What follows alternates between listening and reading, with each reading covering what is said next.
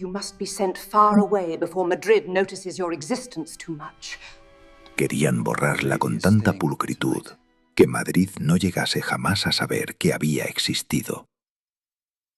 Doña Sabela de Aranda estaba en el angosto corredor iluminado por velas, a la salida del salón occidental de la casa de Aranda, con una pequeña maleta de cuero en una mano y el sabor de la humillación subiéndole a la garganta como hierro. La voz de su madrastra le llegaba desde la puerta inmediata, baja, elegante y perfectamente dispuesta para la crueldad. «Se va antes del desayuno», decía doña Morguena de Aranda al ama de llaves. «Diréis que estaba indispuesta. Y si alguno insiste, diréis que ha marchado a los baños por sus nervios.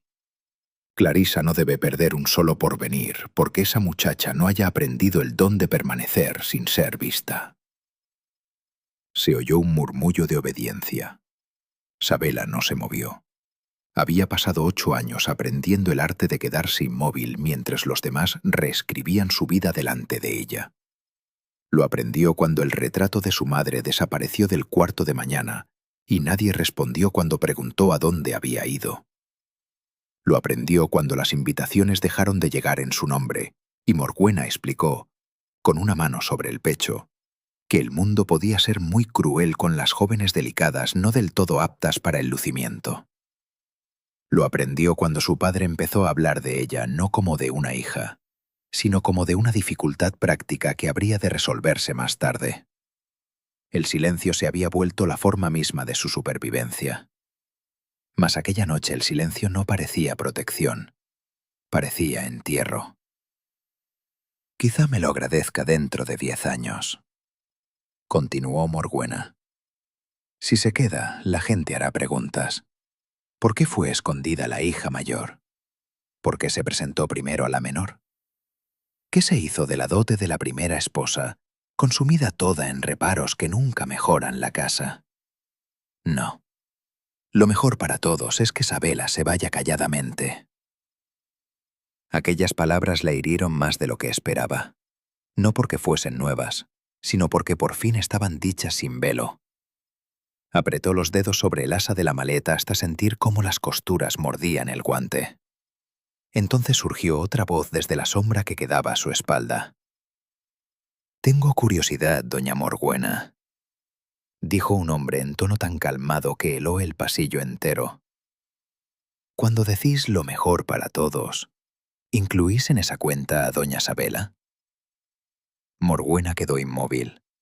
El ama de llaves dejó escapar un leve sonido de alarma. Sabela se volvió. El duque de Valcierno estaba en el extremo del corredor donde la sombra tocaba la luz de las velas, con una mano enguantada apoyada apenas en el bastón, aunque nada había de frágil en él.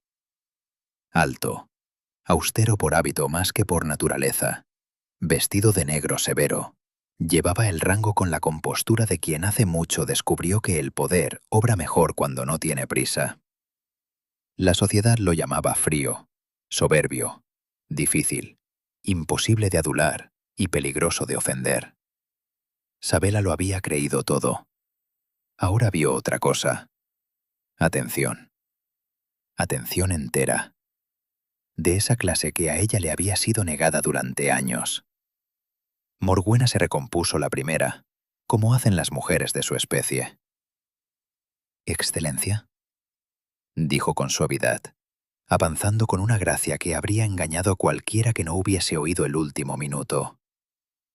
«Nos habéis sobresaltado. La pobre Sabela anda rendida. Yo no hacía sino disponerle un poco de descanso en la provincia». La mirada del duque descendió a la maleta de Sabela y volvió al rostro de Morguena. «¡Qué devoción!». Nadie en el corredor pudo tomar aquello por elogio. La sonrisa de Morguena se tensó apenas. «Ya sabéis cuán frágiles pueden ser ciertas muchachas».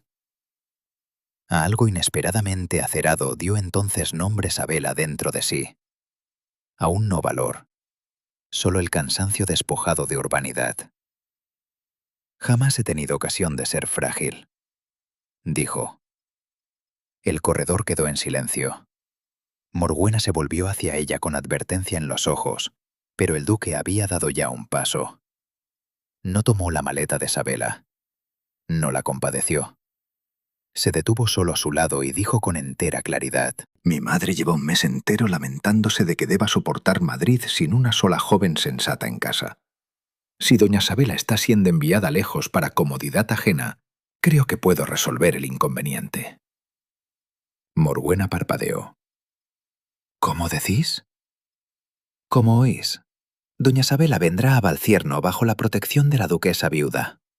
La sociedad entenderá que doña Elspeth de Valcierno ha escogido una dama de compañía para la temporada. Y si alguien desea objetarlo, me será muy grato escucharlo. Nadie objetó. Así fue como el destierro se convirtió en entrada. Debería haberse sentido como rescate. Sabela conocía suficientes historias para reconocer la figura de la escena. El duque temido interviene. La muchacha olvidada se ve salvada. La casa cruel queda por fin contenida. Pero la vida verdadera no se mueve con la limpieza de los cuentos recitados después de cenar. Sabela no confiaba en la bondad súbita más de lo que confiaba en la grandeza heredada. Las personas más empeñadas en dirigir su existencia habían sonreído a menudo mientras lo hacían. Y sin embargo, al mediodía del día siguiente iba ya en un coche de Valcierno camino de Madrid, con 2 baúles empaquetados por sus propias manos, una nota sellada de Morbuena llena de veneno endulzado, y la extraña sensación de que su vida entera había sido alzada de un carril y puesta sobre otro sin consultar antes con sus nervios. La duquesa viuda la recibió en un salón azul lleno de libros forrados en plata y rosas de invierno. No era mujer cálida. Sabela la apreció al instante por eso mismo. La calidez puede fingirse, la precisión, mucho menos. Así que, dijo la duquesa, midiéndola por encima de unos lentes que no necesitaba. Mi hijo ha disgustado a una anfitriona, insultado a una madrastra y traído un enigma a mi casa antes del desayuno. Confío en que seáis al menos lo bastante inteligente para justificar el trastorno. Sabela, que todavía ignoraba cuánta parte de sí misma sobreviviría a aquella nueva vida, respondió con entera verdad. He tenido que serlo. Algo parecido a la aprobación brilló en el rostro de doña Elspeth. Bien. Aquí detestamos a los necios decorativos. Si Morbuena había pasado años adiestrando a Sabela en el arte de desaparecer, Valcierno empezó desde el primer momento a pedirle exactamente lo contrario. Llegaron modistas. Llegaron invitaciones en su propio nombre. Los criados aguardaban su respuesta en vez de mirar por encima de su hombro hacia alguien más autorizado. Al principio confundió esos cambios con lujo. Más tarde entendió que eran otra cosa, más desestabilizadora todavía. Evidencia. Ser vista no era solo agradable, era desconcertante. El duque seguía siendo hombre difícil de leer. Rara vez estaba ocioso. Jamás era ornamental y se movía por su casa como si supiese que el afecto, mal administrado, puede volverse otra forma de descuido. No rondaba a Sabela ni exigía gratitud. Disponía las cosas. La colocaba allí donde el insulto, de intentarse, tendría ya que hacerse público. Comunicaba a su madre sus gustos sin preguntar de dónde los sabía. Hacía llevar libros a su gabinete cuando advirtió que leía hasta altas horas y sustituía las velas cuando ella, por no quejarse, dejaba que la doncella ahorrase en la cera mejor. Ninguna declaración acompañaba aquello, y por eso mismo resultaba más difícil de desechar. La temporada. La temporada de Madrid se abrió a su alrededor como una máquina dorada dispuesta a valorar con exactitud de mercado a toda mujer a la que admitiese. Sabela esperaba mofa, no esperaba curiosidad. ¿Por qué no había aparecido antes la hija mayor de Aranda? ¿Era enfermiza? ¿Devota? ¿Ocultaba antiguo apego? ¿Padecía algún defecto demasiado delicado para nombrarse? Clarisa, recién presentada bajo la dirección orgullosa de Morbuena, contestaba a esas preguntas con tristeza cuidadosamente bordada. La pobre Sabela había sido siempre tan retirada, tan poco apta para las multitudes, tan agradecida en realidad de no verse forzada a un mundo al que nunca acabó de acomodarse. Don Aldrich Devane mejoró luego la representación. Antaño considerado posible partido para Sabela cuando ella aún era suficientemente invisible para resultar conveniente, había vuelto ahora la atención hacia la dote de Clarissa. Aldrich llevaba el encanto como otros llevan las hojas bien bruñidas, con hermosura, y siempre para uso. Difundía sus rumores con una especie de reluctancia apenada. Doña Sabela era muy dulce, sugería, pero excesivamente sensible. Fácilmente influenciable, dada a construir tragedias donde no había ninguna. No cabía sino esperar que nadie le hubiese llenado la cabeza de fantasías imposibles desde que caíra bajo atención ducal. Sabela oyó todas las versiones de sí misma antes de cumplirse la segunda semana. Las soportó hasta que el soportarlas empezó a parecerse demasiado a la antigua educación. El cambio llegó en una terraza bañada por luna, sobre los jardines de doña Penhurst. Aldrich acababa de retirarse tras advertirle, en tono bajo y preocupado, que las grandes casas no estiman el escándalo por mucho tiempo, y que haría bien en no confundir un amparo temporal con estima permanente. Sabela estaba de pie con las manos unidas sobre la cintura, respirando a través de la vergüenza y la cólera, cuando el duque apareció desde las puertas del salón.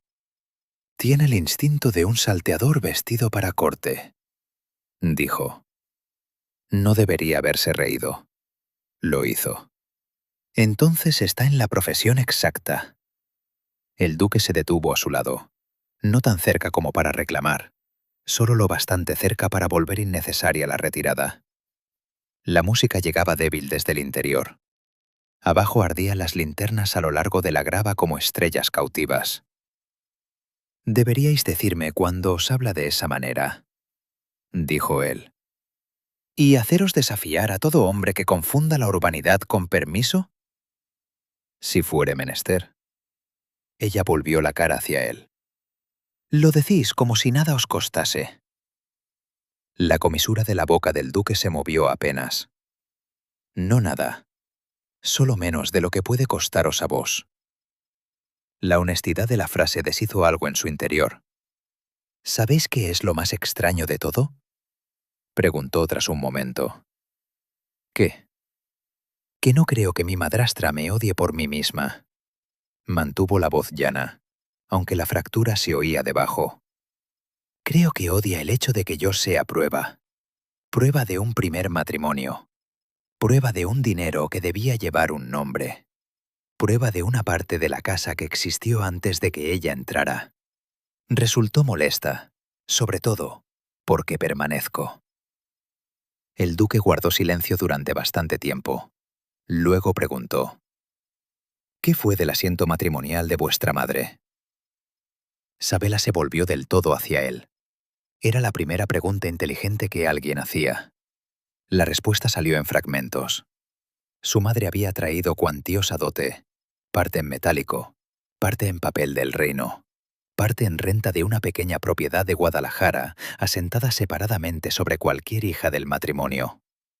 Tras su muerte, Morbuena casó con su padre dentro de los 18 meses. Comenzaron entonces los reparos en Aranda. Luego se habló de préstamos. Después dejaron de nombrarse como tales. Una vez preguntó Sabela a su padre si la renta de Guadalajara seguía existiendo. Él le besó la frente y dijo que las finanzas son materia fea, impropia de muchachas bien nacidas. Lo cual, en retrospectiva, bastaba como respuesta. El duque no la consoló. Le pidió fechas. Y eso también era una forma de respeto. La pesquisa que siguió no avanzó con rapidez melodramática. Se movió como suelen moverse las grandes traiciones. Por papel, costumbre, omisión y esas pequeñas incongruencias que solo se vuelven visibles cuando alguien decide, por fin, mirar de verdad. Doña Elspeth conocía a un letrado que detestaba a los ladrones elegantes. Don Calin sabía qué escribientes podían fiarse porque deseaban el ascenso más de lo que deseaban la complacencia. Sabela conocía los ritmos de su propia casa lo bastante para reconocer qué ausencias eran dispuestas y cuáles meramente oportunas. Juntos empezaron a armar la verdad. La renta de Guadalajara no había desaparecido. Había sido desviada por una serie de autorizaciones temporales y permisos de reparo firmados por don Percival de Aranda después del segundo matrimonio. Lo temporal había durado 8 años. Varias firmas de las renovaciones tardías no coincidían limpiamente con su mano. El nombre de un testigo pertenecía a un administrador muerto 3 años antes de la fecha que figuraba. Peor todavía, un codicilo del asiento matrimonial de la madre de Sabela, el que garantizaba capital separado a la hija al tiempo de su matrimonio o al cumplir ella 21 años, jamás fue revocado formalmente. Simplemente había sido escondido entre inventarios de uso doméstico y tratado, por la familia, como si la memoria misma pudiera anular la ley. Sabela contempló las primeras copias extendidas sobre la mesa de la biblioteca del duque y sintió echar raíz a algo más frío que el duelo. No se limitaron a descuidarme. No. Necesitaban que siguiese siendo lo bastante pequeña como para no formular las preguntas correctas. Los ojos del duque no vacilaron. Sí, guardaron ambos silencio. Luego dijo Sabela: «Si me compadecéis, os guardaré rencor». Él respondió al punto: «No os compadezco». «Bien. Empiezo, sin embargo, a admirar menos vuestra contención que vuestra imaginación». Ella alzó la vista sorprendida. «¿Mi imaginación?» «La parte de vos», dijo él en voz baja, «que ha aprendido a sobrevivir a todo esto sin convertirse en tan cruel como las personas que se aprovecharon de ello». Ningún cumplido había llegado jamás tan hondo ni tan cerca de la herida bajo su compostura. Para el tercer baile de la temporada, Sabela ya no entraba en las salas como quien pide perdón por incomodar al papel de la pared. Madrid lo notó. Morgüena también. Doña Morgüena mudó de táctica. Puesto que ya no podía ocultarla con facilidad, la volvería ridícula. En un concierto de mayo, Clarisa dejó caer, con demasiada torpeza para ser inocente, que la pobre Sabela se había vuelto casi severa, quizá por leer papeles legales por encima del consuelo femenino. La risa corrió por la sala. Sabela sintió alzarse en sí el viejo reflejo, bajar los ojos, dejar pasar el golpe, sobrevivirlo a solas. Luego recordó el corredor, la maleta en la mano, la vida ajena ya dispuesta para ella. Posó la taza. «Confieso», dijo con tanta calma que cada sílaba se afiló, «que encuentro los papeles legales fatigantes cuando revelan cuán a menudo se espera que las mujeres financien las casas mientras se les dice que son demasiado delicadas para entenderlas». La risa murió. Clarisa se ruborizó. Al otro extremo, don Calin no se movió. Pero Sabela vio una sola chispa de aprobación, viva y feroz, en sus ojos. Desde entonces la sociedad se dividió como era de esperar. Algunos declararon a Sabela mejorada, otros la hallaron alarmante. Mujeres mayores, dueñas de fortuna propia, comenzaron por accidente a invitarla más a menudo. Los hombres aficionados a la docilidad hallaron razones para retirarse. Aldrich se volvió más feo a cada intento fallido de avergonzarla de nuevo hacia la incertidumbre. El verdadero peligro, empero, no vino del rumor, sino de su padre. Don Percival solicitó entrevista privada. Sabela aceptó, porque negarse habría parecido miedo y porque alguna parte humillante y filial de ella quería todavía creer que la cobardía no es siempre lo mismo que la malicia.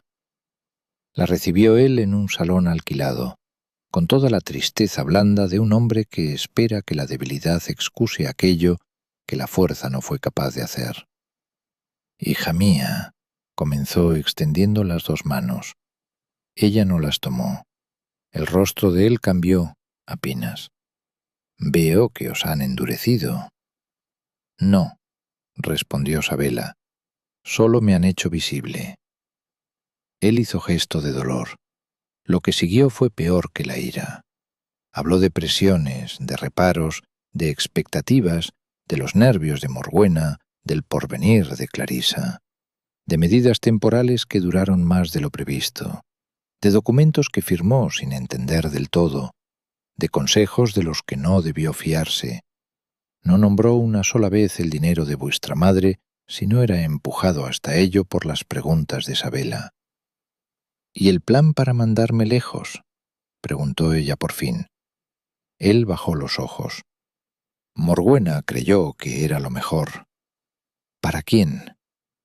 No respondió. Ese silencio mató el último resto de esperanza con sorprendente gentileza. Cuando Sabela se levantó para marcharse, él pareció al fin asustado. —Sabela, has de comprenderlo. Si esto se hace público, Clarisa sufrirá también. Ella se volvió desde la puerta. Entonces conocerá, por breve tiempo, lo que es tener el porvenir gobernado por la conveniencia ajena. Don Calin aguardaba en la plaza, como si hubiese medido con exactitud la porción de dolor que una mujer debe cargar sola y se hubiese negado a dejar que excediese ese límite. Sabela subió al coche sin una palabra. Él no la apremió. Solo cuando los caballos echaron a andar dijo ella: «Creo que las personas más crueles no siempre son las más ruidosas». «No», dijo él, «son, por lo común, las que más tiempo se benefician de ser tenidas por inofensivas». Entonces se volvió Sabela hacia él, atraída no por rescate, sino por una comprensión tan exacta que parecía abrigo. «Estoy cansada», admitió. «Yo también». El primer beso llegó aquella misma noche, en la biblioteca de Valcierno, con las copias del asiento y las notas legales extendidas entre ambos como mapa de una guerra que ninguno había escogido. Sabela miraba el fuego, tratando de imaginar cómo podría ser una vida después de la justicia, cuando don Calin dijo muy bajo: «Todavía podéis detener esto, si lo deseáis. Haré solo aquello que vos queráis que se haga». Aquello estuvo a punto de deshacerla más que la propia ternura. «¿Sabéis?», susurró, «cuántos hombres han decidido mi vida entera, alegando que era por mi comodidad». La expresión de él cambió. «Demasiados. Sí. Pues bien, si me preguntáis qué quiero, la respuesta es verdad. A la luz del día, ante testigos, ni un solo silencio protector más». La mano del duque le llegó al rostro con un cuidado tan contenido que le tembló. «Entonces a la luz del día será». Cuando la besó no fue conquista, fue acuerdo. La exposición pública tuvo lugar 6 días después en la propia casa de Aranda, bajo la violencia limpia de una tarde despejada. Don Calin había insistido en reunir testigos bastantes para que el asunto no pudiese ahogarse otra vez en conversación doméstica. Letrados, 2 propietarios vecinos, doña Elspeth, varios parientes más aficionados al murmullo que a la conciencia, y a petición expresa de Sabela, la misma Clarisa. Si la verdad iba a partir la casa, mejor que lo hiciera por entero. Morgüena entró vestida de verde oscuro con el semblante de una mujer que todavía no ha aceptado que la estrategia elegante puede fracasar. Percival parecía gris. Aldrich, invitado por Morgüena desde la desesperación o la vanidad, se mantenía junto a la chimenea con aire de tedio estudiado que se agrietaba cada vez que cambiaban de mano los papeles. Sabela no comenzó por la acusación. Comenzó por la cronología. Eso fue lo que los destruyó. Desplegó las fechas del asiento de su madre, la renta de Guadalajara, las autorizaciones de reparos, las renovaciones falsas, el codicilo oculto, la firma del testigo muerto y la secuencia social mediante la cual se la había ido apartando de toda visibilidad precisamente cuando se acercaba su mayoría de edad. Habló no como hija herida, sino como la única persona en aquel salón que se había tomado el trabajo de entender la arquitectura del fraude. Morgüena ensayó primero la negación, luego la indignación, después el agravio. Percival intentó la confusión. Aldrich rió una sola vez y preguntó si las señoras habían de perseguir ya la aritmética doméstica desde la memoria. Fue el duque quien lo terminó. «No», dijo con calma letal. Solo a los caballeros que confunden el silencio impuesto a una mujer con prueba de su estupidez. Aldrich no volvió a hablar. El golpe final vino de Clarissa. Sabela no lo esperaba. Morwenna, menos. Pálida y temblorosa, Clarissa admitió que 3 años atrás le pidieron copiar una fecha de un papel a otro porque mamá dijo que solo se trataba de sacar en limpio algo que papá ya había aprobado. No pensó nada de ello entonces. Ahora, con los documentos abiertos ante ella, reconocía la mano. La forma entera del salón cambió con aquella confesión. Morwenna se volvió contra su propia hija con una cólera tan desnuda que el mismo Percival retrocedió. En un instante se vino abajo toda la dulzura cultivada. Sabela miró a la mujer que había gobernado su vida durante años y sintió, para su propia sorpresa, no triunfo, sino claridad. Morwenna nunca había sido poderosa porque fuese monstruosa. Había sido poderosa porque todos a su alrededor hallaban más fácil llamarla elegante que peligrosa. Los letrados dijeron su conclusión. El codicilo se mantenía. La renta de Guadalajara y el capital adeudado a Sabela debían ser restituidos. Se abriría pesquisa sobre las renovaciones falsas. Percival, arruinado sobre todo por su propia debilidad, no podía impedirlo. Morwenna no podía ya encantarlo fuera de la realidad. Entonces, porque ciertos finales han de elegirse y no solo padecerse, Sabela se volvió hacia todos y dijo: «Durante años se me dijo que la paz de esta casa dependía de mi silencio. Ahora veo que lo que querían decir era provecho». Nadie apartó los ojos. El duque cruzó el salón. No pidió permiso al rango, al escándalo, ni al momento. Vino a situarse junto a ella ante todos, y en una voz que alcanzó cada rincón de la estancia dijo: «Doña Sabela ha mostrado en este asunto más inteligencia, más firmeza y más honra que cuantos pretendieron gobernarla. Si la sociedad desea saber dónde me hallo, que comience ahí». Luego le ofreció la mano. No fue gesto teatral, y por eso resultó devastador. «Sabela», dijo, no suavemente, sino para que todos lo oyesen. «No os lo pediré en privado para dejaros a vos sola con el costo público. Si me aceptáis, casaos conmigo». En alguna parte a su espalda una mujer tomó aliento. Doña Elspeth cerró los ojos un instante, como quien reconoce que por fin su hijo había escogido una vida en vez de limitarse a administrarla. Sabela miró al duque y comprendió con una fuerza que casi la hizo vacilar que ser vista no significa siempre ser juzgada. A veces significa ser respondida. «Sí», dijo. Fue la palabra más sencilla que jamás tuvo que pelear para merecer. Su matrimonio ofendió exactamente a las personas correctas. Esa fue solo una de sus satisfacciones. La más honda fue más silenciosa. Sabela no se convirtió en otra versión de Morwenna vestida con telas más finas, ni se disolvió en la adoración blanda que la sociedad prefiere en las mujeres que casan por encima de toda expectativa. Siguió siendo exacta. Revisó por sí misma las cuentas de Valcierno. Reabrió la correspondencia ligada a la propiedad de Guadalajara. Con la aprobación seca de doña Elspeth, fundó una pequeña caja legal para institutrices y damas venidas a menos, atrapadas por asientos mal administrados y evasivas familiares.